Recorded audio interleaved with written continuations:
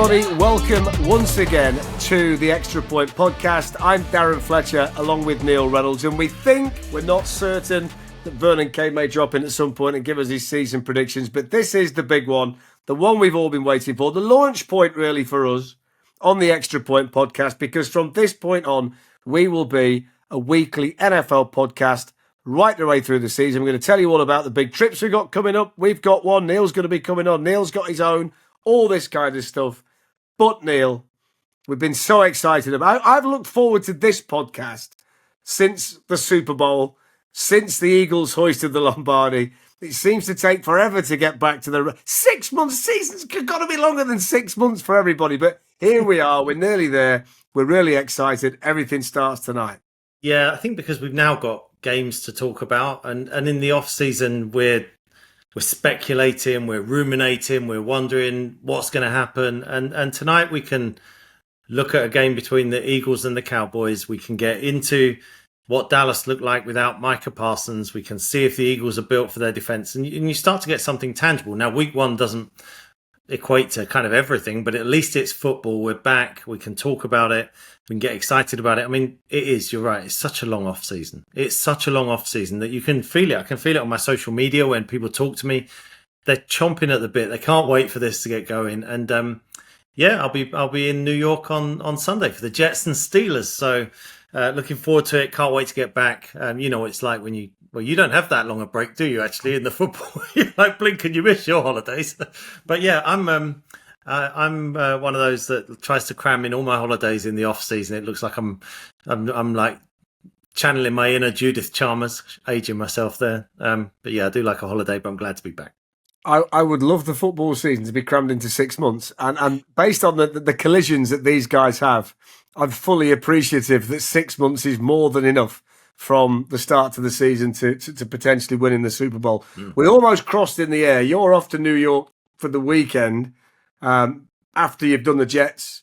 Are you doing the Jets? Yes. Yeah, right. So after you've done the Eagles and the Cowboys, you're off to New York. We nearly crossed in the air. I was there for Oasis, and I've got to say, based on how bad the two New York teams are, there wasn't a great buzz in the city about the season starting. There was a bigger buzz about Noel and Liam Gallagher and the fact that the Yankees are finishing relatively strongly and that the Mets look like they're going to be in the playoffs too. So I didn't get the feeling that New York City was gripped by NFL fever, but I'm hoping that by the time you get there, it's changed somewhat and people do actually realise that the season's going to start. We'll do the game in a minute, but you've mentioned this Micah Parsons trade, which basically, having been in North America for the last few days, that's all anybody's talking about, really. That's kind of the lead story still, because there is this doubt as to whether he's going to play at the weekend. He's got a back problem. Is he going to take a shot? Is he going to play $188 million or whatever it is? So the general consensus is you should play if you've got a bit of backache with that kind of wonga hanging around your neck. But let's kind of take it back to the start. Implications for both teams. Dallas trading Micah Parsons and getting 2 first-round picks in Kenny Clark, the defensive lineman, and the Packers, who needed a pass rush, getting one of the best in the business in Micah Parsons. I mean, I've still tried to make sense of this, and I know Jerry Jones has tried his best on the PR front to say they're better at stopping the run now. This is the new Herschel Walker trade. It's not. It's definitely not. You know, that was an absolute haul given up by the Minnesota Vikings. This is a 5th ranked Green Bay defense last year that's just got better. It's a 28th ranked Dallas defense from a year ago that's just got worse. And when you actually look at it, Green Bay are going to be pretty good this year. Even if they don't win the Super Bowl, they're going to be in the playoffs, I would imagine. They're going to be picking next year in the draft 25, 26, 27. Could they pick 32? They're going to be good the year after. So these are 2 low first-round picks. And Kenny Clark, who's a good player, but he's not Micah Parsons, and he's 29, he's not 26. I can't make sense of this. I think this just got too personal.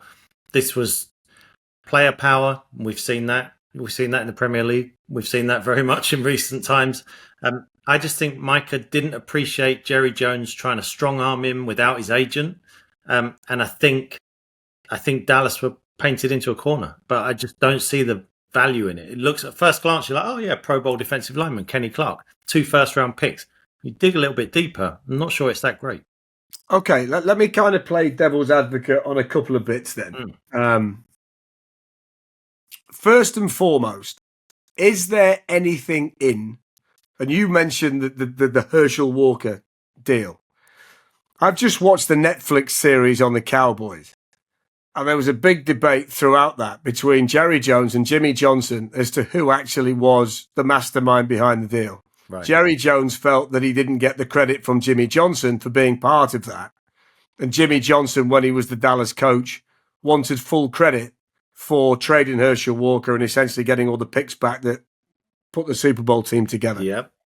Is there anything in the timing that Jerry Jones has this Netflix documentary out and he makes a blockbuster trade like that at a time when that Herschel Walker narrative is out there in the US and he's trying to justify his role in it and his role in the build of the Dallas Cowboys, the egomaniac that is Jerry Jones?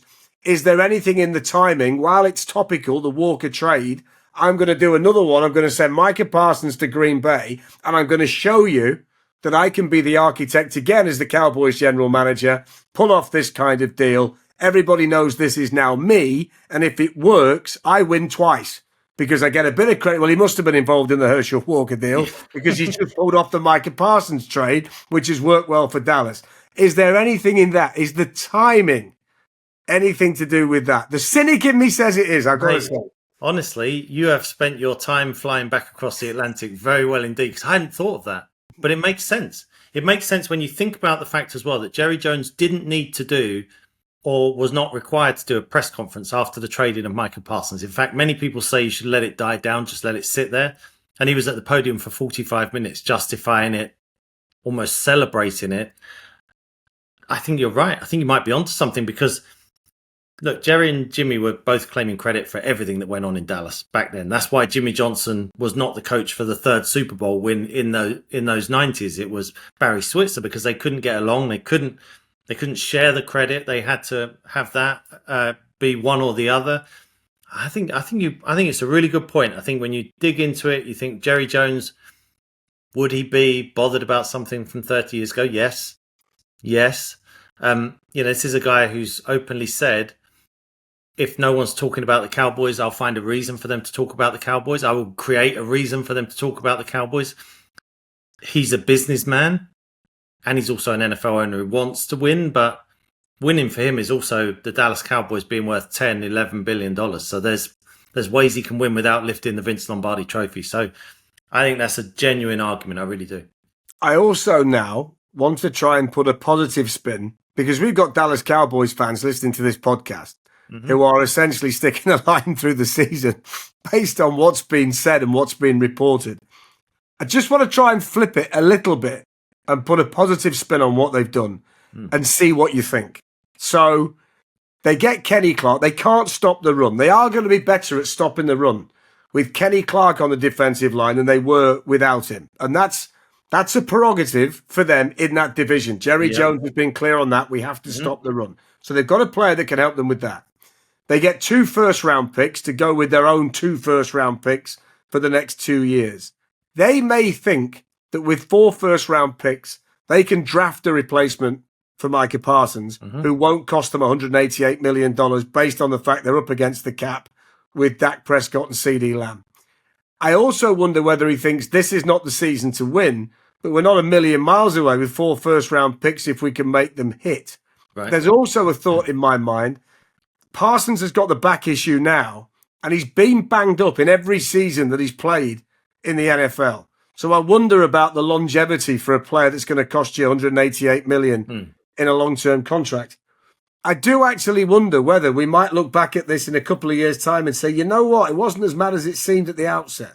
Yeah, they may package it up for 3 first-rounders for a quarterback they like more than Dak Prescott. We won't really know until it plays out. And I think what we're doing now, and I think Dallas are doing this, because it's quite a stunning trade, we're trying to reverse justify it and say, well, it might be this and it might be that. I just go back to this. If you're in the Dog and Duck in Nottingham, Fletch, and you buy a raffle ticket and you win a car, you're not going to say, have the car back, I'll have 2 raffle tickets for next week. depends They what gave car a it is. car. I've got high standards on cars, and the car in the Dog and Duck in Nottingham is probably not as valuable as the raffle ticket. Fair point.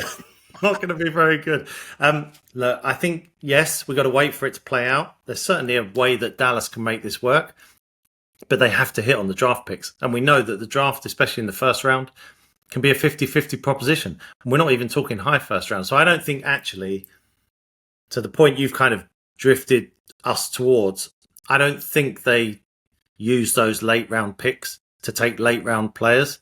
I think they're packaged up for something high in the top 10 to find something else or someone else who is generational, because that's what Micah Parsons, when he's at his best, when he's healthiest, that's what he is.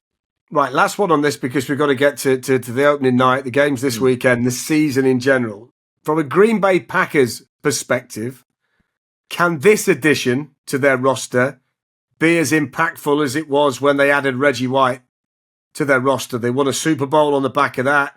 Micah Parsons is going to terrorize quarterbacks if he's healthy. Yep. On a team that's very good already.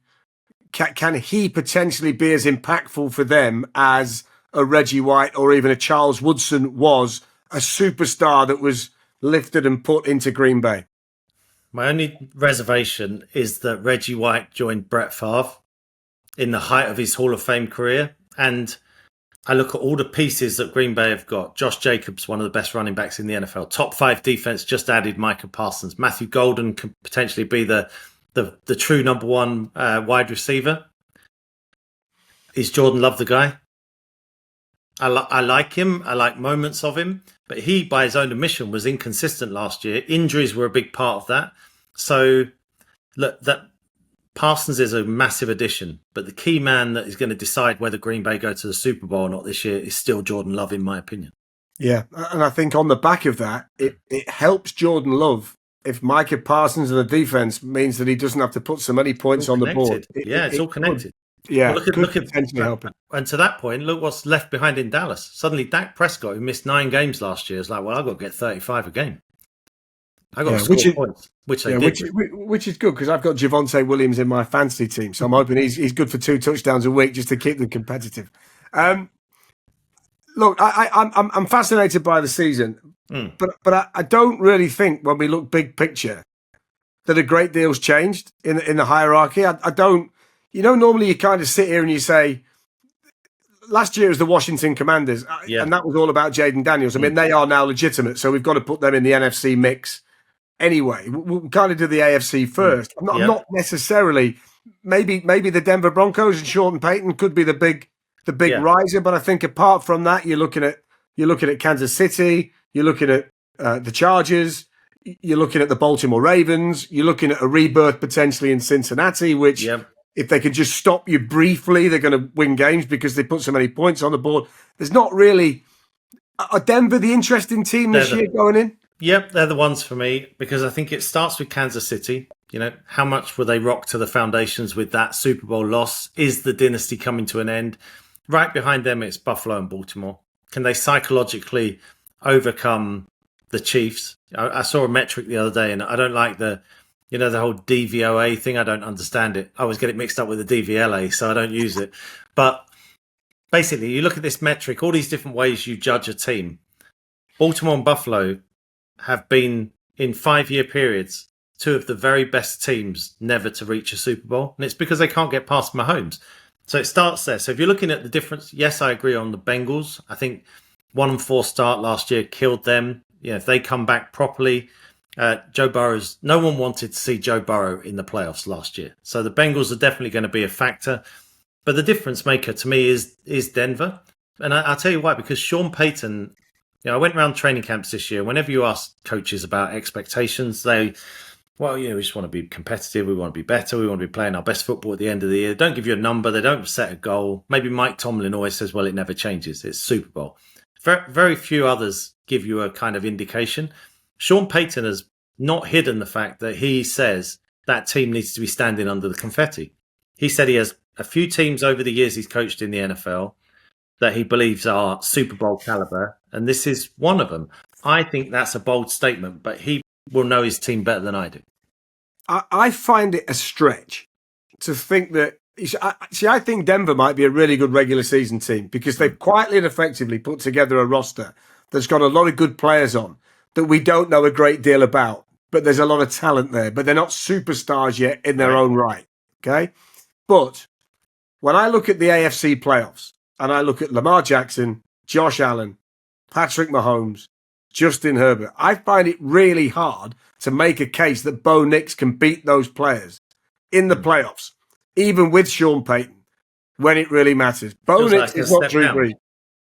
I think he might be more than one step down. I mean, I think he did okay as a rookie. But to then say, okay, then you've now got to beat Josh Allen in the playoffs, or you've got to beat Pat Mahomes because people will say, yeah, but it's not that. It's offense, defense, special teams.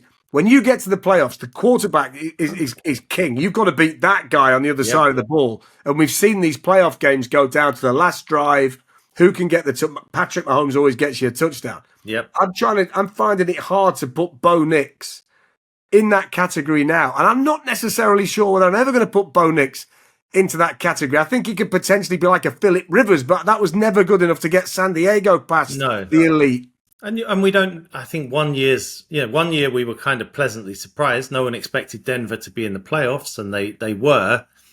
I'd need to see another year of Bo Nix before I would even think, I'd need to see 40 touchdowns and 4,500 yards and 8 rushing touchdowns. And then you start to say, and he delivers a couple of Jaden Daniels moments where he wins games down the stretch. At the moment, I have them as a step below, but they're certainly making so many confident noises, which has kind of surprised me a little bit. Fascinating teams. New England should be better. Drake May, year 2. Decent draft. They've got a running game now. Pittsburgh fascinate me. Aaron Rodgers, but they're kind of relying on DK Metcalf, looking like DK Metcalf all the way through the season because I think they're a little bit short with targets for him. Yep. But Tomlin's got this ability to always win enough games to keep them competitive right to the end. I mean, is there anything there that you see? Is there someone that we're not talking about that we should maybe be focusing on a little bit more? I mean, I think when you look at Pittsburgh's floor in terms of floors and ceilings of teams, Pittsburgh, I think that they've made the playoffs 4 of the last 5 years. They're always 9-10 wins. But then the flip side of that, they haven't won a playoff game since 2016 season. But Rodgers, I'm very keen to see him on Sunday because is he going to be a sitting duck back there? Because throwing wise, he looked all right at the back end of last year. But I don't know. This is not very scientific. But he didn't half walk up the steps slowly from training camp. And he was in the canteen kind of like holding his back. As like he walks like I get out of bed and I'm 53 and not an athlete. So I must say, if you think he was slow, that's a problem. That's a concern now for me. But it's different world for the quarterbacks now. They all move. TJ Watt was telling us they all meet this. They all move. They all run. And there's a few that don't. Jared Goff is one of them. And against a good defense, he can get in trouble at times. We saw that a couple of years ago at Baltimore. He got blown out by the Ravens. Rodgers is one of those. And he's going to have a very tough start against the Jets defense. So, but they are fascinating because they've got good foundations, good defense. I think I'm going to enjoy seeing the story develop, but I think they're the third best team in the division. And if you're the third best team in your division, I can't really make a case that you're going to go deep into the AFC playoffs. What about Houston? Because if we would have done this podcast this time last year, a lot of smart people picked them to represent the AFC in the Super Bowl. Yeah. CJ Stroud wasn't effective year 2 as he was in year 1. They had some horrific injuries to wide receivers. They're still a little bit short in that area now. And they've got the Joe Mixon situation. So just when you kind of felt that they might be ready to explode, injuries have conspired against them. Can we make you can kind of make a case, I suppose, they can be the best team in their division, which is not very competitive. But bigger picture, can CJ Stroud rekindle everybody's imagination to make you think that he could go on a deep playoff run with Houston? I just don't think they get viewed the same way as other 10-win teams. They've had 2 years in a row where they've won 10 regular season games and got to the last 8 in the playoffs. They've won a playoff game each of those years. But let me say this. I thought the 10-win season 2 years ago looked a lot better on the eye than the 10-win season last year. Do you know what I mean? Yeah, 100%. Every 10-win season is not the same, is it? They are not the same. And they are reliant on a defense that's one of the best in the NFL. That's a positive. Not having Tank Dell, I think you highlighted that. Thin at wide receiver. CJ Stroud, there's a few quarterbacks that have got kind of show me years. I think CJ Stroud is one, and that's very quick for him to have to do that. Trevor Lawrence is another. Bryce Young's got a big year coming up for Carolina. Sam Darnold without Kevin O'Connell in Seattle. We'll get on to the NFC in a bit, I know, but there's a lot of quarterbacks, and I'd put CJ Stroud in there, and I don't view much past Buffalo, Baltimore, Kansas City. I'd go Joe Burrow, Cincinnati, and then anyone else. If it's Pittsburgh or Denver, it's going to be a massive story. Yes, it'd be a fascinating season. If we get Denver into an AFC championship game, and there's a lot of Broncos fans in the UK from the days of John Elway and the Drive and all that. So that's going to be great for a UK audience and great for you on the telly if Denver do that. I mean, what a story that's going to be. I want to throw this at you because I kind of think I know what Baltimore are. Mm-hmm. And Lamar Jackson, they're great in the regular season. They're Derrick Henry. They're well coached. They're deep. They've got players everywhere. If they get an injury, it won't be a problem. But I think we all agree the big question is, can Lamar Jackson win in the playoffs? And we're not going to know the answer to that until he gets there and does it. So I'm not necessarily sure. There's a great deal to discuss with the Baltimore Ravens. But I think there's a lot to discuss with the Buffalo Bills and the Kansas City Chiefs. And I'm going to put two scenarios to you. And I'm fascinated what you think. So I think last year was the year where the AFC teams needed to get Kansas City. Because I think Kansas City are better headed into this year than they were last year. So I think last year they get to a Super Bowl. They lost it handily, but I think they're now better. I think they're healthier. And I think there's no reason why Kansas City won't be the class of the AFC again. Andy Reid's still there. Patrick Mahomes is still there. I think Xavier Worthy's going to be a lot better. Isaiah Pacheco's healthy again, and they've got Hunt to back him up. The line is what it is, and the defense is going to get turnovers under Spags. So I think they are better than they were. My question is when I look at Buffalo. I think Buffalo were great last year. But I think you're then saying to Buffalo, can you be even better than that? And I'm not sure they didn't max out last year. I don't know what more Josh Allen can do. I mean, he had a kind of all-world year. Yeah. He was the best player in the league, I thought, by a margin, because he did everything. And still it wasn't enough. And I'm kind of thinking, can he find 10% more than that? And can they find 10% more than that? And as good as they were, and it still wasn't enough, I find it difficult to make a case that they can then get to a Super Bowl unless something untoward happens to Kansas City at some stage. I mean, you do the boxing commentary, right? I mean, the Chiefs had an 8 count last year, but they got to the corner and they've had time to recover. No one knocked them out. I mean, Philadelphia knocked them out. Exactly. That is exactly right. I think they added Josh Simmons at left tackle. That's going to be huge. Rashee Rice being out for 6 weeks is a big blow. But this is what I always think, and I've written this a couple of times this week on various preview things. You don't not trust Andy Reid and Patrick Mahomes. You trust them. Now, even their start, 4 of their first 6 games, Chargers, Philadelphia, Baltimore and Detroit, 4 of the first 6 weeks without Rashee Rice. But then I'm going to say this now. They will win at least 2 of them. The worst they will be is 2-2. And at that point, you'll think, right, they might have beaten Baltimore, they might have beaten Detroit. So you're sat there saying, even now, they're beating two of the teams that they might see somewhere down the line. I agree with Buffalo. I look at Buffalo and maybe I'm blinded by the quarterback, but I don't look at Buffalo and say, oh, they made this massive addition or this massive thing that changed. What has changed about the Buffalo Bills since they last played and couldn't get past the Chiefs? I can't, not at top level, unless we're going to really dig into all of the roster and stuff.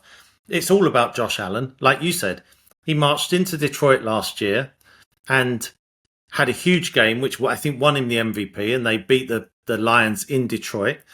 Then he knocks off Lamar Jackson in the playoffs, and then he can't get past Patrick Mahomes, which we know has happened 4 of the past 5 years. So, look, I don't think Kansas City's going to disappear. I don't think they're going to crumble into dust. They are going to be in the mix.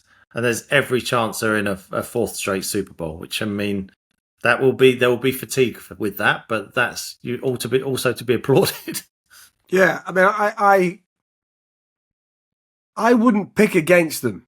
Right, it's hard to pick against them week to week, even. Yeah, I mean, I want to pick against them. Because if anybody deserves a Super Bowl, I think it's Josh Allen, even more than Lamar Jackson, because I think Lamar's let himself down in the playoffs. Josh Allen plays well in the playoffs, and it's still not enough, is it? I mean, He goes toe-to-toe with Mahomes, and the unfortunate thing for Josh Allen is Mahomes always has the ball last. If he left him 13 seconds. Works out, he's got half a chance. He left him 13 seconds a few years ago, and that was enough. The other guy's always got the ball at the end, so maybe they need to try and do something different. But I look at Lamar, but it has to fall into place for Lamar at some stage, surely. Do you not feel that? Allen and Lamar are far too talented not to win at least one. Agree. Super Bowl. 100% this year.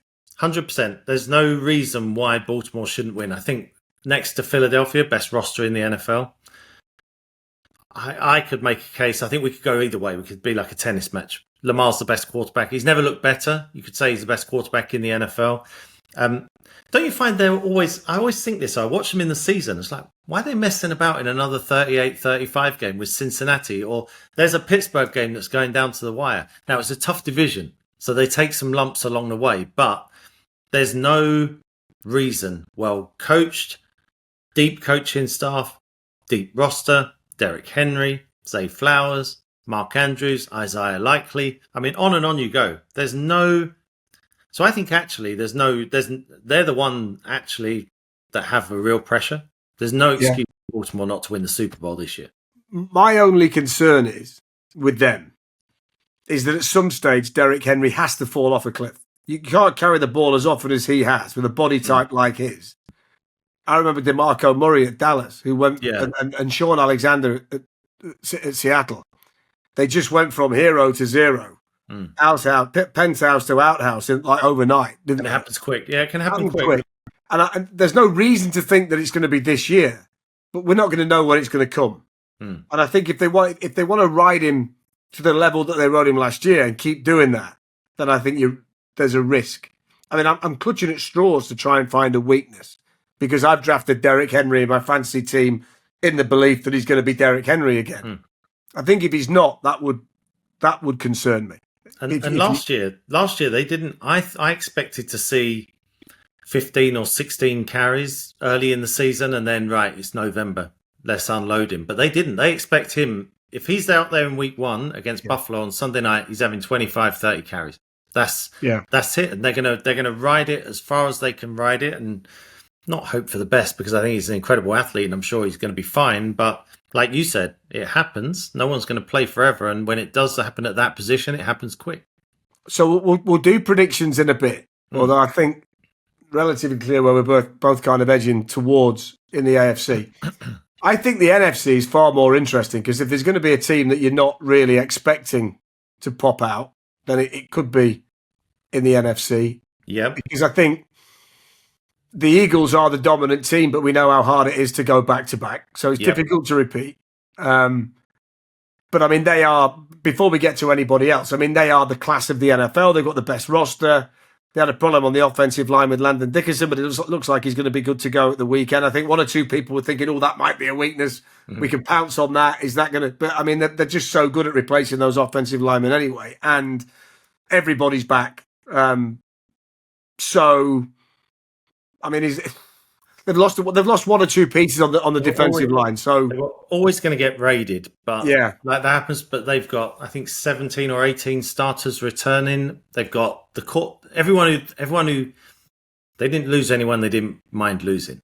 That's the key. And they've got Jalen Hurts, they've got Saquon Barkley, Devontae Smith, AJ Brown, Jalen Carter, Zach Bourne, Cooper DeJean. They're everyone they wanted to keep is still playing for the Philadelphia Eagles. Yeah, I'm fascinated, Neil, to know whether winning the Super Bowl is the making of Nick Sirianni or the eventual downfall of Nick Sirianni, because he's such an interesting character. So most coaches, you think, right, you've won the Super Bowl, you're over the hump, now on you go. Yeah, I can see this fella shooting himself in the foot in grand style at some stage, having won the Super Bowl, and everything just gets a bit carried away. Last year was I think it shows how you forget. Once they're under that confetti, everything gets forgotten. After their 2-2 start last year, I think there was a local radio station did a poll, and like 87% of the fans wanted Nick Sirianni out.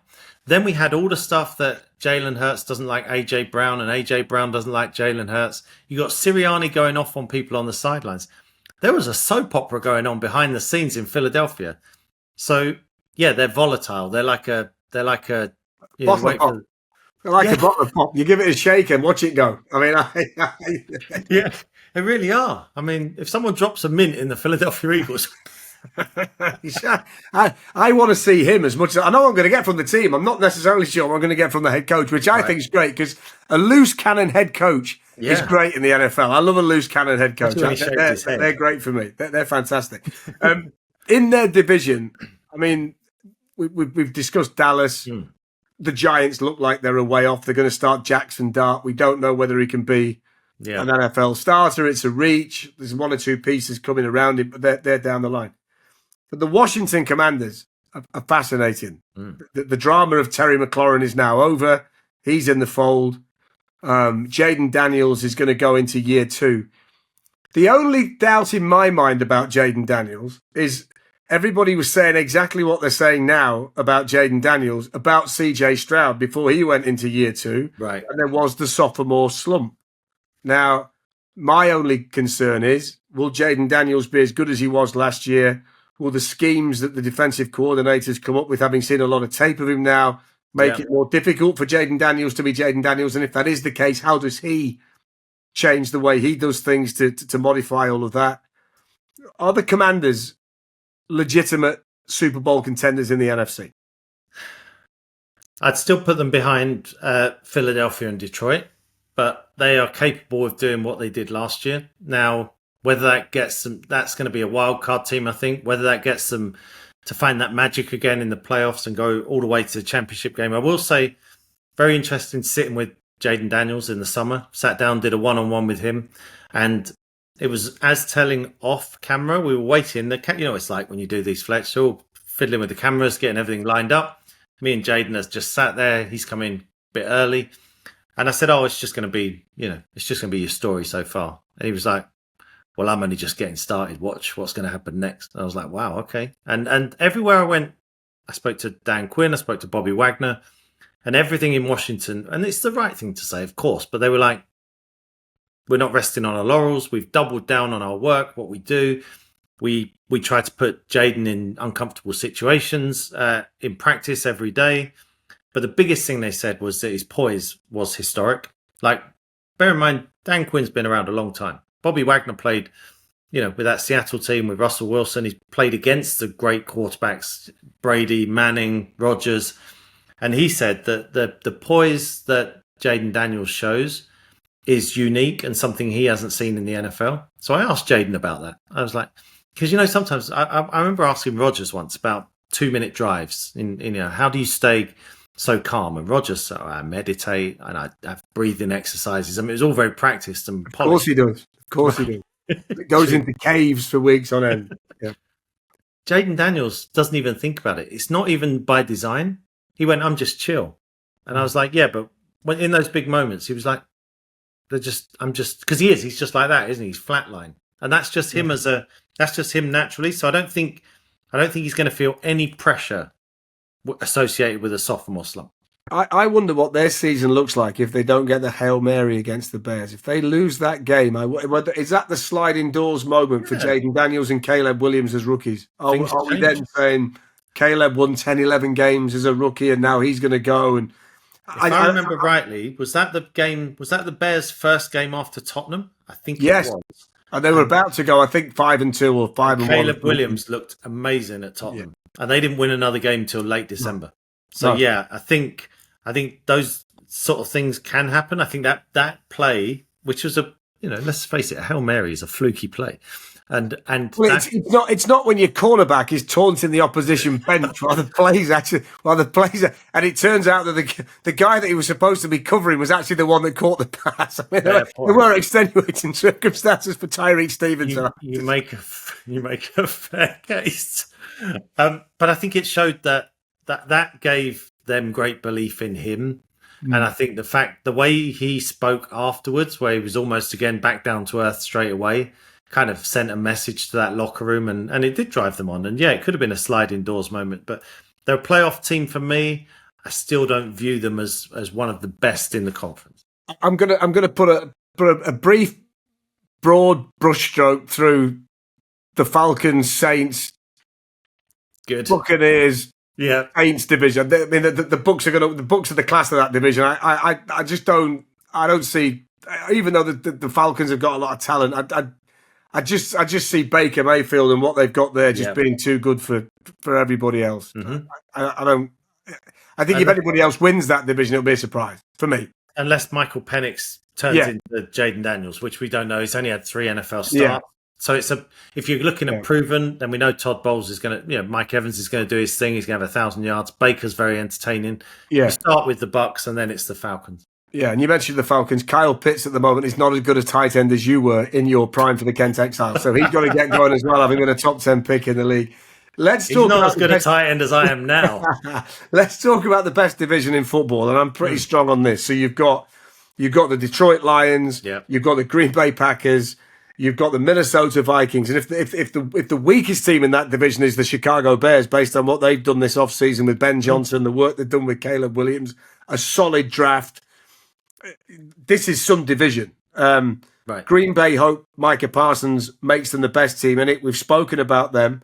Let's take Detroit, then we'll move it to Chicago. And I think we should talk about all of these teams, because I think all of them are potential playoff teams based on what they've got. I agree with How impactful is Ben Johnson to Chicago on Detroit, first and foremost? Because they were so close last year. Yeah. So Detroit fascinate me when I look across the media landscape, and we're guilty of it here. We're 36, nearly 37 minutes in.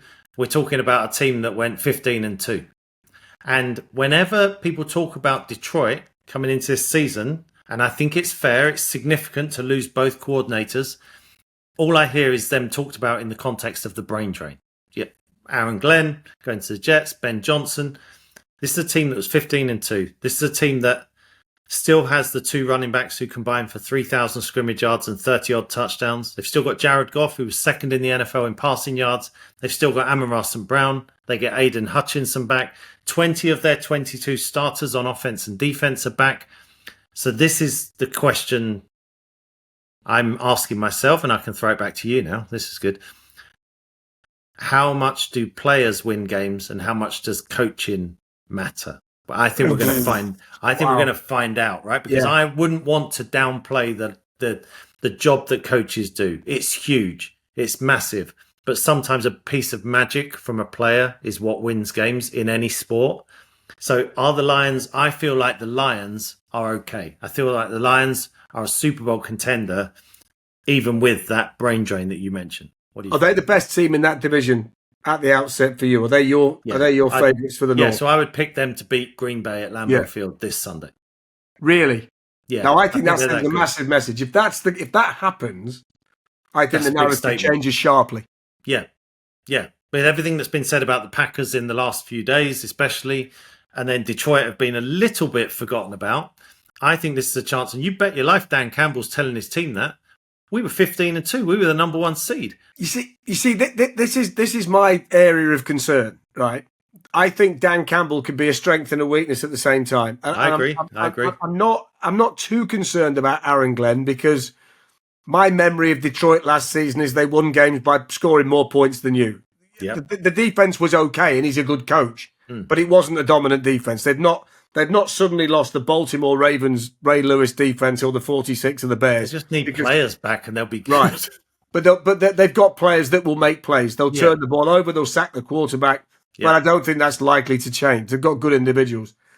But I think Ben Johnson's ability to put a game plan together, schemes in place, plays that people find impossible to stop, to get the most out of every one of his of his offensive pieces, to share the ball around to a point where nobody seems to not be involved. Everybody seems to get their share. I think that's a real talent, and I think they'll miss him. And I think Dan Campbell's a great motivator, but does he need the brains underneath the motivator that I'm going to get you all ready? I'm going to make sure that you give everything for me. And then this guy here is going to give you plays that nobody else can cope with. That, to me, that's the loss. I think losing Ben Johnson is big for them. Again, it's just good why we go back and forth, because I don't really hadn't until you said that, I hadn't really thought about when was Jared Goff at his best? When McVay was at his peak, and McVay was almost puppet on a string with Jared Goff, right? Then he went to and then Jared Goff went to Detroit, and the first year was pretty rough. I remember watching a Thanksgiving Day game, and it was just swing pass here, swing pass there. And now, again, last year, Ben Johnson.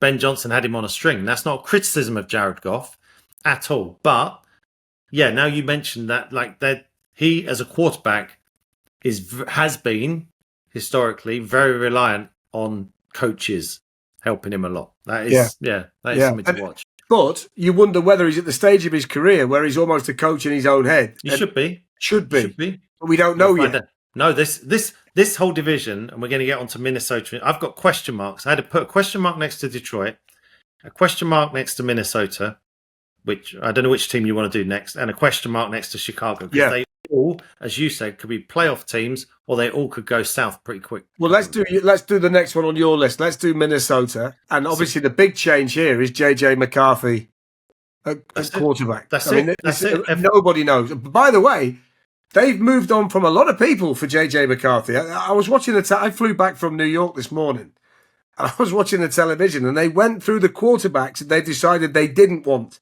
for JJ McCarthy. So Sam Darnold, who was great for them last season. Yeah. They could have had Aaron Rodgers and said no.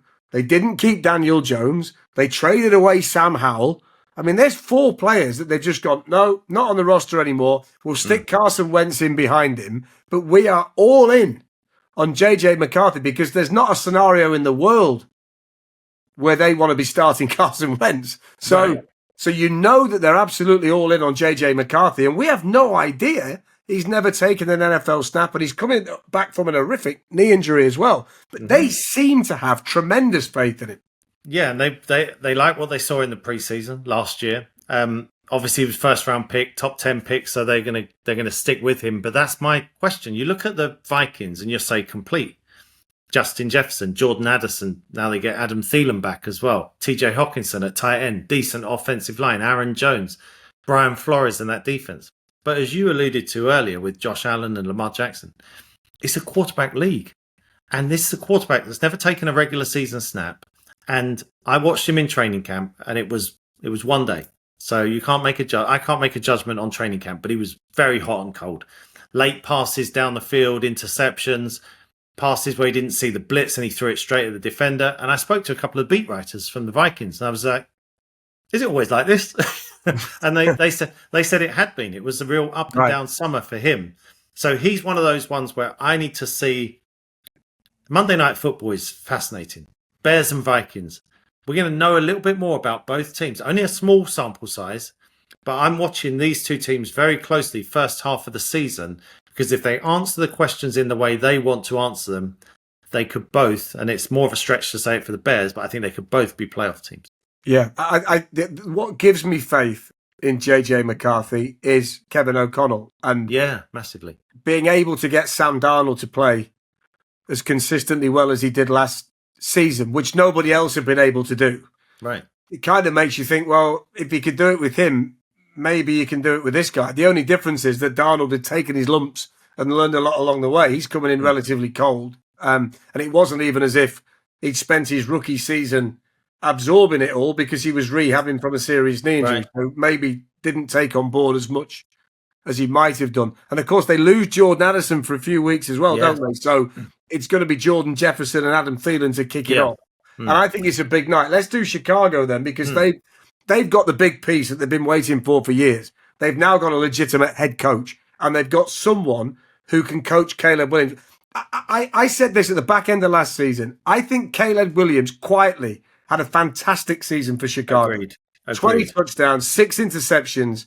with offensive coordinators who clearly had no idea what they were doing, with a head coach that had no idea how to develop him. I think they threw him out to the Wolves and he had to survive. And to have the season he did, I know everybody's raving about Jaden Daniels, but I think if Caleb Williams would have had what Jaden Daniels had in Washington, we'd be saying 100%. Exactly the same. He was sink or swim, and somehow he managed to swim. And there were moments last year where you could see what all the fuss was about. He's got a brilliant arm. Yeah. He's a competitor. I mean, the amount of times he got sacked and he dragged himself up off the mat and went again. Can't question his bravery. I mean, people moan that he pulled the odd face every now and again. I would have done if I had a shit show like that around me last year. Now we get Ben Johnson, Roma Dunze year 2, DJ Moore, Colston Loveland, the high pick they took at tight end, Cole Kmet still there, DeAndre Swift at running back, although they're a bit short, and they get Luther Burden too, and they go and get 3 players for the interior of the offensive line. That's and in Joe Tooney, they've got an all-time great. And I look at that team now and say, look, and by the way, let's not sleep on Dennis Allen as a defensive coordinator, because when he's a head coach, he struggles. When he's a DC, he's one of the best in the business. I think this is as good an off-season, and you can't. I know you can win the off-season, but it doesn't mean you're going to win in the regular season. I don't think they could have had much of a better off-season than if they can't win with what they've got now. I think they can just stick a line through it forever. 68 sacks last year. With Caleb Williams, and you think about quarterback head coach relationship and how much that head coach has to help the quarterback. I interviewed Matt Eberflus before the season. Then I think back to, I might as well have interviewed that teapot. Yes. And that teapot there is about as active as he was when the clock was running down against Detroit on Thanksgiving Day. Because if your rookie quarterback gets a little bit confused, you as a head coach can step in and call a timeout. That is your prerogative. So they are going to be better led. Great shout on Dennis Allen, because veteran who's been around the block a bit to help a rookie head coach. Weapons all over the place. And the biggest thing was all the offensive line. They did exactly what, you're supposed to do. We got a major weakness, record number of sacks. Well, we're just going to keep drafting and signing offensive linemen then. So the big question mark for me is how quickly does Ben Johnson put his fingerprints all over this offense, and we start to see some of the fun stuff that was in Detroit. They're my kind of dark horse, the Bears.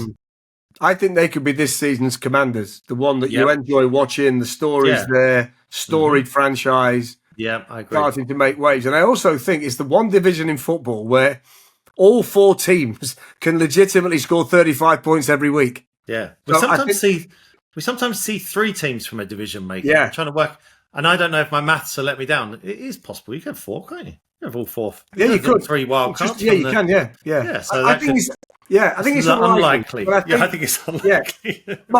In that division, my biggest concern is Minnesota. Me too. I'd actually, if you said to me now, say one team that's going to miss out in that division, I would lean towards Minnesota, which is crazy because they've got so much talent, but it's about the quarterback. I think the West is fascinating because I think it's difficult to pick a clear favourite. I think I don't think the Cardinals can win the division. I just don't think they've got. Although I think Marvin Harrison year 2 is going to be better. Kyler's Kyler. They've got talent. I just never really see. I just don't really see them being that team. But Washington have got the easiest schedule, I think, in Washington, or the San Francisco have got the easiest schedule, I think, in the NFL. But they lose players all the time.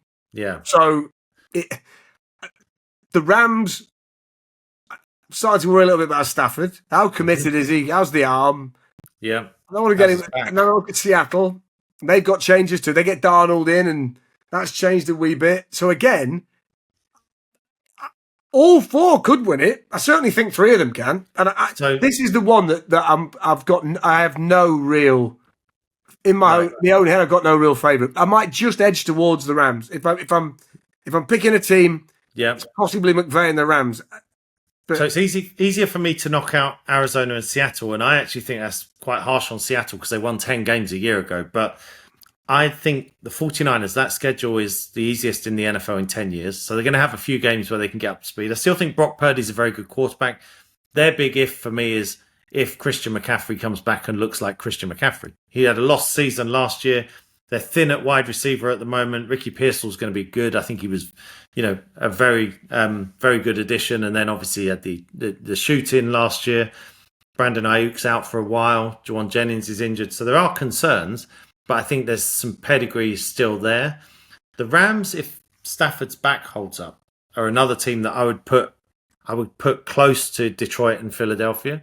Really? That high? Good in the backfield. Yeah. Kyron Williams. Devontae Adams going now with Puka Nacua. Defense last year, I think in the 2 playoff games, they had 17 sacks. They've Jared Verse is there. It's a young defensive line. Defense is strong. But you're looking at a 37-year-old who couldn't throw, even not being held out of preseason games, couldn't even practice. No. Even practice in training camp. So that is a major worry for me. So I have real questions about all the teams in this division. and therefore, I don't think any of them are a Super Bowl contender for me. No, really. The Rams would be the closest. Yeah. If Stafford's fit. But if it's not, it's Jimmy Garoppolo. And then they go from being a contender. And then I think actually, if I was them, if Stafford goes sideways with the injured back, I'd trade for Kirk Cousins. Because at least McVay knows him and he knows how to get the best out of him. Yeah. I think Jimmy G's done what Jimmy G's done, and that's it. So I think we've kind of worked out the dark horse in the AFC would be the Broncos. Yep. The dark horse in the NFC, the Bears. Yep. I do have a winner over a runner-up. Well, that's kind of what we're getting to now. It's money where your mouth this time. Good. Well, good job I had one then, wasn't it? I'm going to go with the Baltimore Ravens to beat the Detroit Lions. So after everything you said about Kansas City, you're getting Lamar a big win in the playoffs. Yeah. This is his year. Because what they'll do is they'll only clip this bit up. No one will listen to the end where I said the Chiefs are really good. Look, I think this is it. I think Lamar's played brilliant. He's great. I feel like they're going to have that motivation. They've always had that. But I just think they're too talented. And I just hope that they are strong enough mentally to not worry about what's happened in the past. If it comes down to pure talent alone, I think Detroit was still one of the best teams in the NFL last year. They're still loaded on both sides of the ball. And then I think Baltimore get physical with them in the Super Bowl. Ravens over Lions. Okay. Now, I've got a heart pick and a head pick. Oh, go on then. The head pick is that I think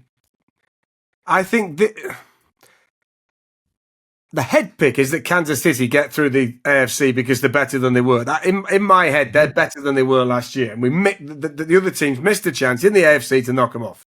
Philadelphia didn't. When they got to the Super Bowl, they were great. But it's also in my head as well that when they've been shellacked like that in a Super Bowl before, they just come back and reel off win after win after win after win. So they're pretty good at going away and working out what they didn't like about Super Bowl Sunday and coming back and proving everybody wrong. But I just think Josh Allen this year will find a way to get to the Super Bowl. So I'm going to go Josh Allen and Buffalo from the AFC. And as much as I like your logic behind Detroit, I just think there's so many big games for those 4 teams to play that I don't know how much is left by the time you get to the playoffs. I think to get out of that division is going to be so difficult. And I think it's the same to a certain extent for Baltimore, that I think once they get to the playoffs, it's been so hard to get there. It's a good point, because Buffalo have to live in a world of New England. Yes, they'll be better. Miami are going south fast. And the Jets, who are not ready. So that's a much easier division to get out of. I think you can canter to a division win if you're Buffalo and save people for the... And I think the same applies. I think Philly are in a division where, apart from the games against the Commanders, they're going to be too good for Dallas. They're going to be too good for the Giants. So they'll win the division because they're just better than everybody in their division. So, and I think by the time they get going, there's not as many skid marks on the tires by the time you get into the big stuff. So I'm going to go Buffalo against Philly. Yeah. And after all that hurt for Jim Kelly, Cornelius Bennett, Shane Conlon, Marv Levy, Andre Reed, and everybody else, Josh Allen lifts the Lombardi for the city of Buffalo over Philadelphia in an East Coast Super Bowl. And I think it's going to be their time. I'm going Buffalo over Philly. In the season where it's their last year in the old stadium, and in a season where Marv Levy has just turned 100. Is that right? Turned 100 in August. Marv is still going. 100 years old. Wow. There we go. Marv, it's meant to be. So Marv, the night before Super Bowl Sunday, has to address the team. Oh my God, that'd be great, wouldn't it? Marv That'd at be 100 fantastic. has to address, but he's got to say something different than he did the 4 times he addressed them on Super Bowls prior to Super Bowl Sunday before. But you know what? Look. Everything Jim Kelly's been through as well. I'd like Jim to see the Bills win a Super Bowl. And I just think I can't remember a man probably since John Elway in the 80s, because by the time Mike Shanahan got there, they were better. But Dan Reeves and John Elway literally had the entire city team, Reeves and his family, all on his back, carrying him down 98 yards in Cleveland in the drive. It was like John Elway or bust. And I know they've got some good players, but I don't think anybody carries their team to the extent that Josh Allen carries Buffalo. So I agree. Yeah, look, if it's the Bills, that's going to be one hell of a party. I'm all on board there. I think Bills, Ravens, any of those teams. Anyone but the Chiefs. Yeah. All right, I think so. I think Josh will get MVP as well. I think that'll be his.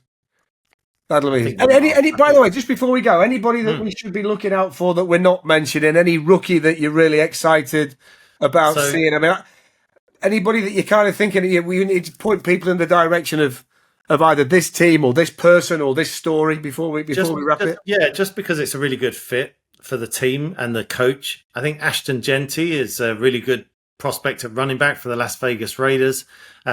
Now, this happened to Bijan Robinson a couple of years ago, and he's actually lived up to it pretty well, but he was compared to Barry Sanders. But, Pete Carroll's going to want to run the ball, play action pass with Geno Smith. That's Pete Carroll's vibe. And actually, generally, across the board, how does Pete Carroll impact the Raiders? I don't think they're a playoff team, that we've not talked about them for a reason. They're not in that mix, but there's a grown-up in charge. And so Ashton Genty, under the leadership of Pete Carroll, does he become his Marshall Lynch? Which is perfect, because our trip to the United States in November is going to involve Ashton Genty, Pete Carroll, the Raiders, the Cowboys. I mean, 2 of the big stories going in, we're going to be around. So if you're not aware of it, Elite Sports Travel, who sponsor us on the podcast, Ben and the team, wonderful people, myself, Vernon and Neil, we're all off to the US. It's a 3-pronged attack this season. And by the way, Ali McCoist is coming on the trip as well. Oh, yes. So Ali is with us. And I think next week on the podcast, Ali's going to come on. He's a Rams fan. Never seen the Rams play live. So you'll get Vernon, you'll get Neil, you'll get me, and McCoist as well. It's going to be a fantastic trip. So we're going to be going, we're going to stay in Santa Monica on the beach, which, by the way, Oasis are staying on the beach in Santa Monica at the minute. I can tell you that for sure. That's the if level. It's good enough for them, it's good enough for us. Saturday, we'll do a college game. We're off to the Coliseum to see USC. Sunday, we're seeing the Rams against Seattle. Coisty's going to be like a giddy kid because he's never seen them play before. And by the way, that's a big division game because, as we've said, any of the teams can win that division.